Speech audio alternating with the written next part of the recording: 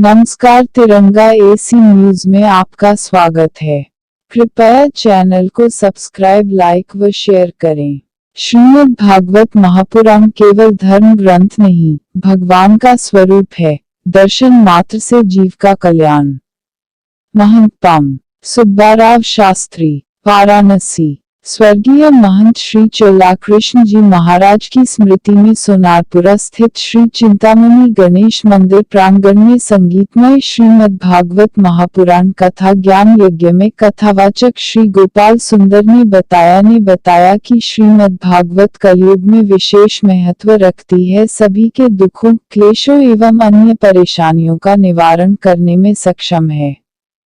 उक्त अवसर पर चिंतामणि गणेश मंदिर के महंत पाम सुब्बाराव शास्त्री ने बताया कि स्वर्गीय महंत श्री चोलाकृष्ण जी महाराज की स्मृति में चिंतामणि गणेश मंदिर प्रांगण में संगीतमय श्रीमद् भागवत महापुराण कथा ज्ञान यज्ञ का आयोजन किया जा रहा है, जिसमें कथा के साथ ही प्राचीन भारतीय संस्कृति व गुरुकुल परंपराओं का महत्व, सनातन धर्म का विस्तार एवं गोरक्षा व गोसेवा का भाव जागृत हो जैसे विषयों पर भी चर्चा की जाती है। भागवत महापुराण केवल धर्म ग्रंथ नहीं है, अपितु भगवान का स्वरूप है, जिनका दर्शन मात्र से जीव का कल्याण हो जाता है।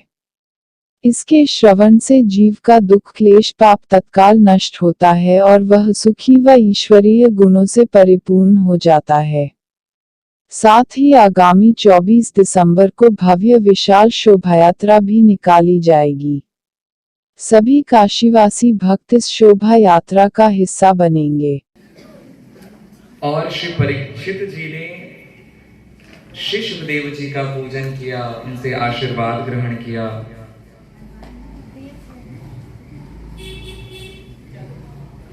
प्रश्न पूछ लिया। परीक्षित जी ने कहा, महाराज मैं मरणासन्न हूं।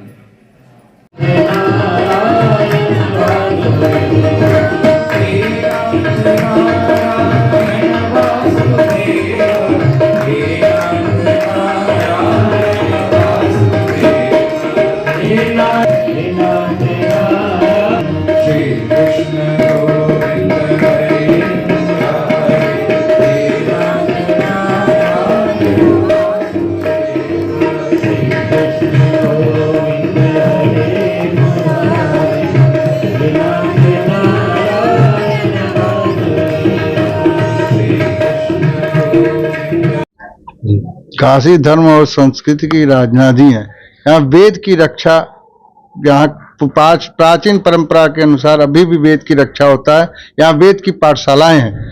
आज भी काशी का इतना महत्व है कि आज यहाँ सन्यासी 150-200 मिल जाएंगे, और कहीं पे देखा जाए तो सन्यासी नहीं मिलेंगे। यहाँ सन्यासियों के लिए मठ है, मंदिर है और वेद पाठशालाएं हैं। वेद पाठशाला आज सहस्त्र बटुकों को अगर भोजन कराना है तो काशी छोड़ कहीं नहीं करा सकते, क्योंकि यहाँ बटुक है, वेद के विद्यालय हैं और कहीं नहीं है। हम तो चाहते हैं कि वेद विद्यालय और बटुकों के लिए जो संस्कृत यूनिवर्सिटी है उसको केंद्रीय विश्वविद्यालय का दर्जा दिया जाए और संस्कृत की पाठशालाओं को सरकार भी सुरक्षा रखे, देखे, क्योंकि आज संस्कृत विलुप्त हो रहा है। वेदों का जो है पढ़ना नहीं चाहते हैं लड़के। आज के वैदिक के भी लड़के वेद नहीं पढ़ना चाहते हैं। हम चाहते हैं कि वैदिक परंपरा खत्म न हो जाए। इसलिए केदारखंड में हम लोग का बहुत ही सौभाग्य, केदारखंड में हम लोग बैठ के गणेश जी मंदिर में, केदार मंदिर बगल में है, स्वयंभू केदारेश्वर है और बगल में गंगा तट है, बगल में हरिश्चंद्र घाट है जहां हम लोग को सबको जाना है, वो स्थान भी यहीं बगल में है। और इस ऐसे पवित्र स्थान में प्रत्येक वर्ष हमारे पूज्य पिताजी चल्ला कृष्णा शास्त्री जी महंत जी के सौजन माने स्मृति में कराया जाता है। पहले वर्ष भागवत कराए थे, इनकी चाची नहीं, इन्होंने नीलमणि जी और लक्ष्मीमणि जी का हुआ था। स्वरूपानंद जी की जो प्रिय शिष्या हैं तो उनके द्वारा हुआ था। पहले जब यह सत्संग मंडप नहीं बन पाया था, विद्यातीर्थ गुरु जी के नाम से हमने बनाया विद्यार्थी सत्संग मंडप, पूर्ण नहीं हो पाया था। वो कहे कि नहीं शुरू करिए गुरु जी, तो शुरू हुआ। अभी तक वो भगवान की दया से प्रत्येक वर्ष चल रहा है। पहले वर्ष भागवत हुआ, दूसरे वर्ष रामचरितमानस, फिर भागवत, फिर इनके बाद पालिंदे जी के द्वारा गणेश पुराण कराया गया। इससे इसी बहाने गणेश पुराण होने से गणेश जी को कैसे दुर्वा चढ़ाया जाता है, कैसे अथर्वशीर्ष का पाठ होना, क्या होना, उन्होंने बहुत ही सुंदर वर्णन किया। उसके बाद फिर भागवत हुआ, इसी तरह चला आ रहा है। अयोध्या से आए, कभी मथुरा से आए, और शिव पुराण हुआ किंकर जी के द्वारा, और उसके बाद बाल व्यास गोपाल जी के द्वारा, भाई गोपाल जी के द्वारा यहाँ भागवत हुआ। इसी तरह चली आ रही है ये परंपरा। इस संस्कृति की हमारी रक्षा करने के लिए हर लोग को भागवत और पिताजी के नाम से, माताजी के नाम से कुछ न कुछ कार्यक्रम करना चाहिए, जिससे उनके 3 ऋण कभी भी चुकता नहीं किया जाता है, मातृ ऋण, पितृ ऋण, गुरु ऋण। ये 3 को हम लोग कभी चुकता नहीं कर सकते हैं। इसलिए इनके नाम से कम पहले के लोग क्या करते रहे, विद्यालय खोलते थे, निःशुल्क पढ़ाते थे, कुआं खुलवाते थे कि 4 लोग जल पिए। जो पुरानी परंपरा है वो खत्म हो रही है, इसलिए हम चाहते हैं कि हर लोग अपने माता पिता के नाम से ऐसे भागवत या सत्संग कराते रहें, और इसी तरह सत्संग होता रहेगा तो सब अपने 3 माता पिता और गुरु का याद करते रहेंगे। वर्ष में एक बार कम से कम माता पिता गुरु को याद। धन्यवाद।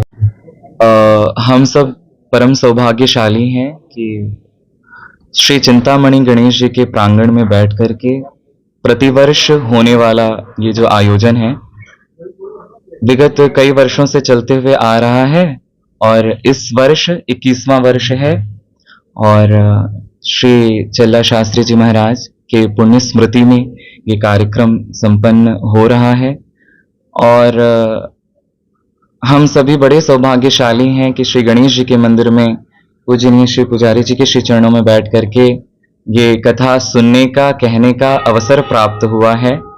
और जब हम मनुष्यों की कई जन्मों का पुण्य पूंजीभूत होता है, कल्प कल्पांतर के, युग युगांतर के, तब कहीं जाकर के ऐसा सुयोग प्राप्त होता है, ऐसा समय प्राप्त होता है। श्रीमद् भागवत जी की कथा मनुष्यों को तारने वाली है, और भक्ति ज्ञान विरागाप तो विवेको वर्धते महान। भक्ति ज्ञान वैराग्य के साथ श्रीमद् भागवत जी की कथा है। इसके श्रवण से, इसके पाठन से और इसके मनन से मनुष्य मुक्ति प्राप्त कर जाता है।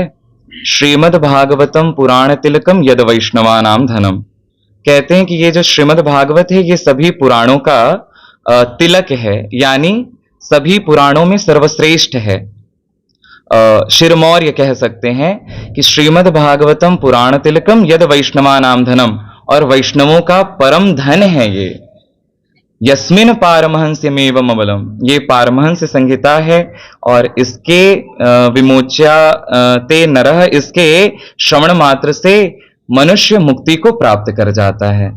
और आप सभी बड़े सौभाग्यशाली हैं, और हम भी बड़े सौभाग्यशाली हैं कि श्री चिंतामणि गणेश जी के प्रांगण में बैठकर हमें कथा कहने का सुंदर सुयोग प्राप्त हुआ है। महाराज जी, वर्तमान में देखा जाए तो जिस प्रकार से घर घर में क्लेश है, कलह है, तो कितनी प्रासंगिकता है, कितनी उपयोगिता बढ़ जाती है इस प्रकार के ज्ञान यज्ञ और माँ भागवत कथा को कराने के प्रति।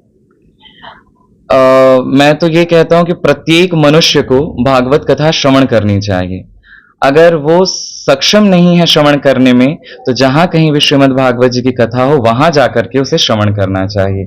अगर उसमें भी वो सक्षम नहीं है तो अपने घर में बैठ करके कुछ जो भी अपने घर परिवार के लोग हैं उनको एकत्रित करके, साथ बिठा करके, और उनको श्रीमद् भागवत जी का वाचन, उनको कथा श्रवण कराएं। हमारे तरफ से यही कहना है आपको। बहुत बहुत धन्यवाद।